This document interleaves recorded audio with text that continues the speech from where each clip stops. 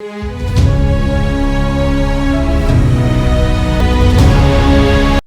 दोस्तों, राजनीति की बातों में आपका स्वागत है। मैं हूं आपका दोस्त धर्मेंद्र कंवाली। दोस्तों, पॉलिटिक्स ऑफ चौधर के आज के वीडियो में सिरसा विधानसभा क्षेत्र के चुनावी इतिहास पर हम बात करेंगे। सिरसा विधानसभा क्षेत्र आजादी से पहले का क्षेत्र है। दोस्तों, 1937 और 1946 के चुनाव में सिरसा हिसार नॉर्थ विधानसभा क्षेत्र के अंतर्गत आता था और चौधरी देवीलाल जी के जो बड़े भाई थे चौधरी साहब राम जी इस विधानसभा क्षेत्र की वो नुमाइंदगी करते थे। 1952 में चौधरी देवीलाल जी बतौर कांग्रेस प्रत्याशी सिरसा से चुनाव लड़ते हैं और उनका मुकाबला अपने ही गांव के शौकर्ण गोदारा जी से होता है। शौकर्ण जी इस चुनाव में निर्दलीय चुनावी मैदान में उतरते हैं। चौधरी देवीलाल जी ने शौकर्ण जी को पराजित करके अपने विधायी जीवन की शुरुआत सिरसा से की थी और इसलिए सिरसा को हरियाणा की राजनीति में एक अलग हैसियत से देखा जाता है। 1957 के चुनाव में सिरसा डबल सीट बन गई थी। डबल सीट का मतलब है एक आरक्षित और एक जनरल की सीट। आरक्षित सीट से केसर राम जी कांग्रेस के प्रत्याशी होते थे, वो निर्दलीय प्रेम कुमार जी को हराते हैं और सामान्य सीट से कांग्रेस ने चौधरी देवीलाल को टिकट नहीं दी। उनकी जगह संतलाल जी को प्रत्याशी बनाया गया, लेकिन वो निर्दलीय प्रत्याशी वैद्य रामदयाल जी से चुनाव हार जाते हैं।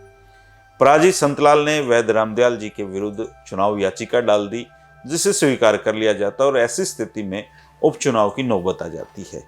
उपचुनाव में चौधरी देवीलाल जी कांग्रेस के उम्मीदवार बनते हैं।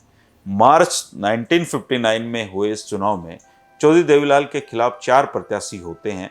कॉमरेड शंकर लाल जी, लालचंद जी जो जनसंघ के उम्मीदवार थे, प्यारे लाल जी एससीएफ के उम्मीदवार थे और वैद्य रामदयाल जी के भाई राम गोपाल आजाद उम्मीदवार लड़ रहे थे। लेकिन देवीलाल जी ने अपना जो निकटतम प्रत्याशी राम गोपाल जी थे उनको 27,000 से भी अधिक मतों से हराया था।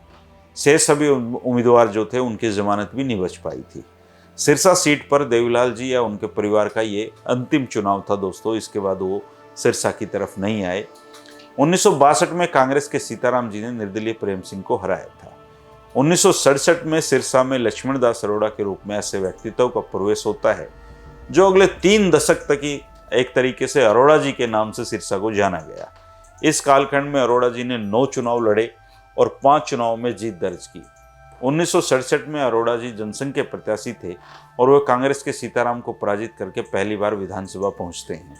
1968 के मध्यावधि चुनाव में अरोड़ा जी ने भाग नहीं लिया, लेकिन कांग्रेस के प्रेम सुख दास यहाँ से विजयी होते हैं।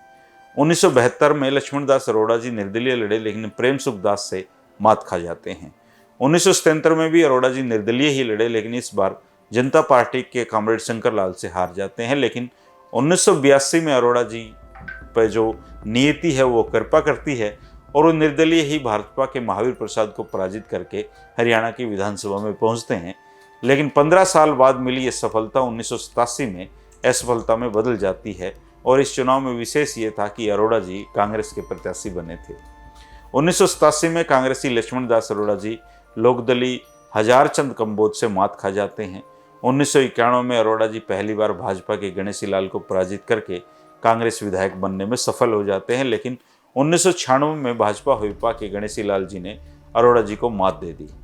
साल 2000 और 2005 के चुनाव में अरोड़ा जी ने पहली बार लगातार जीत दर्ज की और भाजपा के जगदीश चोपड़ा को और इनेलो के पदम जैन को वो हराने में सफल होते हैं। 2009 में चर्चित जो गोपाल कांडा जी हैं वो निर्दलीय चुनाव लड़कर इनेलो के पदम जैन को हराने में सफल रहते हैं।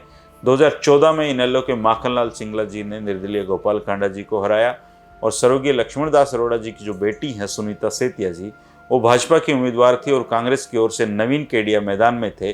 सुनीता जी तीसरे नंबर पर और केडिया जी चौथे नंबर पर इस चुनाव में रहे थे। साल 2019 में एक बार फिर से गोपाल कांडा जी यहाँ से चुनावी मैदान में उतरते हैं और निर्दलीय गोकुल सेतिया को चुनावी मैदान में पटकनी देने में सफल रहते हैं। भारतीय जनता पार्टी ने संघ के पुराने कार्यकर्ता प्रदीप रातुसरिया को चुनावी मैदान में उतारा था और वो तीसरे स्थान पर इस चुनाव में रहते हैं। कांग्रेस के होशियारी लाल जी भी चौथे नंबर पर रहे थे और इस चुनाव में जो इनेलो थी उनके जो कैंडिडेट थे बंसीलाल जी, उनको बस 521 वोट मिल पाए थे और जननायक जनता पार्टी के राजेंद्र गनेरवाला को 4730 वोट इस चुनाव में हासिल हुए थे। तो ये दोस्तों सिरसा की कहानी है, लेकिन राजनीति की कहानी कभी खत्म नहीं होती है क्योंकि 2024 का चुनाव अब सामने है। गोपाल कांडा का चुनावी मैदान में उतरना तय है, वो भाजपा से उतरेंगे या अपनी पार्टी से उतरेंगे ये तय नहीं है। लेकिन सिरसा किस करवट लेगा, सिरसा में राजनीति कितनी बदली है, 2024 में सिरसा में क्या गुल खिलाते हैं या सिरसा के लोग किसको अपना विधायक चुनते हैं, सिरसा में किसकी हवा बनी हुई है, किस सिरसा में किसकी हवा बन सकती है, इन सारे सवालों के जवाब सिरसा के लोकल नुमाइंदे जरूर देते हैं। जो हरियाणा की राजनीति को समझते हैं वो भी देते हैं। तो कृपया कमेंट करके मुझे जरूर बताना दोस्तों कि 2024 में सिरसा का चुनावी रण कौन जीत सकता है।